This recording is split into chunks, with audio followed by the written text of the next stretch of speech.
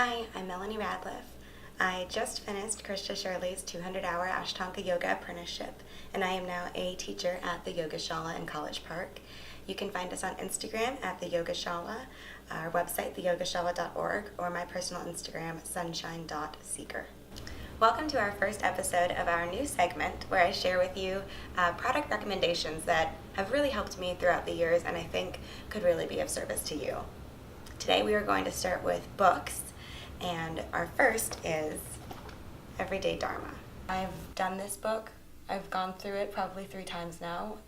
Two of the times were during very emotional periods. Every time that I've done it, I've had huge growth from it. And I've recommended it to a few different friends when they're also going through personally trying times.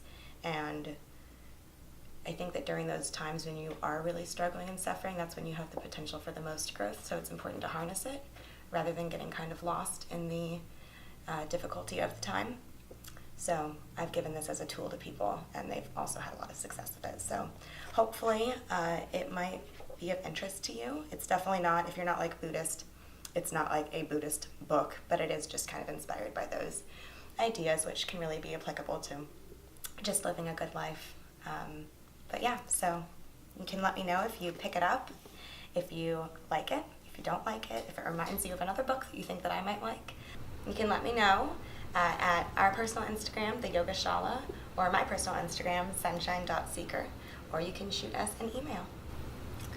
So I found this book a while ago. I found it when I was probably 20 years old, and maybe 19 or 20 years old. And I found it at a Barnes & Noble's that I would go to with my mom all the time. And we would particularly go when I was having any sort of like emotional time. And I was going through a breakup after my first serious boyfriend. And it was not only challenging because of the breakup, but the relationship itself had not been a very good relationship. And there was a lot that I was recovering from after all of that as well. So I found this book at the bookstore. It is called Everyday Dharma. This is also when I was, from when I was 17 until I was probably 21 or 22, I was really interested in Buddhism. I wouldn't say that I was practicing, but I did go to a temple weekly, and I did lots of spiritual Buddhist text readings and was just really drawn into a lot of it, which I've kind of gotten away from, but I still think there's a lot of truth to be found in it. So this is a Buddhist book in general. It's called Everyday Dharma, and it's seven weeks to finding the Buddha in you. And what it's really helping you find when it says the Buddha is your true nature, so your true self, the seed of who you really are as an enlightened being. So whenever we talk about like namaste and the light in me recognizes the light in you, it's that light, it's that little spark that you're finding. So this is a workbook, and it gives you a practice every day for 7 weeks, and there's goals of every week, and it just really kind of moves you through this whole, it facilitates you on an inward self journey. So I started using this and had huge growth, and it was really instrumental to that time when I went through a lot of emotional healing and did a lot of personal emotional work, and I really attribute a great amount of it to this book. So it's pretty great. So we'll kind of go through a little walkthrough about what it's like and just give you kind of an idea of what you could expect if you choose to purchase it. But so we'll start with week 1. And week 1 is Know Your Potential. And there's always like great little quotes throughout the whole book, which I really appreciate because I am an English major and I'm a huge bookworm. So having quotes are just big for me. So know your potential. So step 1 of your spiritual journey is to discover that you have the potential to awaken your innate wisdom nature. So your wisdom nature is that kind of spark or seed of light that we were talking about earlier. So you'll have lots of little stories like this one, week 1. Day 1 starts with a little story, just to kind of get you introspective. And then it gives you a little exercise afterwards. They're sometimes very simple, sometimes it'll teach you meditation techniques as you move further through the series. I started writing in it, but then I ended up moving into a different book because I realized I wanted to use this more than just once. So, but it is written in the beginning, but 2011. So like day 4 is being aware, which is a sign of wisdom. She has a quote. The body, drop it as if it were a corpse. Leave it as if it had no owner. The mind, let it be as if it were the sky. And then it talks about like words and your awareness of words and meditation, what wisdom nature is, and then kind of being present. And then the exercise is a meditation technique. So it's called the 3 arrivals, and it's just 3 ways that you can come into awareness of your body and the present moment. And then that's kind of a technique that's built on throughout the entire book. So you move through all these different exercises.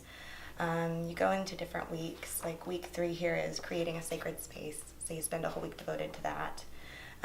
But yeah, lots of introspective work. There's a portion where you create an awakening prayer. That's somewhere in week 2, but it's like you build on it every day. So you start out with like writing things that are your intentions or things that you spend a lot of energy on, and then things that you want to spend a lot of energy on, and then how can you kind of create all of these into a sort of mission dedicated to awakening yourself or awakening others or awakening altogether, because there's 3 different ways to do it. So this was my awakening prayer, my first one. But it's really cool. It's a really neat book. And as you go further into it, of course, you get into more advanced concepts. Week 5 is to be magnanimous. And move into week 6, which is growing your assets, trust, contentment, conscience, and integrity. So you get more into the specifics as you go further into, rather than doing things, it's like perspectives on things and how to be more enlightened and conscientious in life. But yeah, so this is Everyday Dharma. Dharma is the spiritual path or practice that you walk on that leads you towards enlightenment. So this is just your everyday little bit of work with it. Thank you for watching episode 1 of our new segment where I recommend products to you. Let me know if there's anything specific that you want to see. You want to see more books? I do have plenty of those.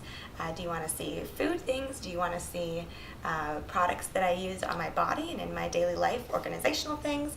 What are you interested in? Let me know in the comments.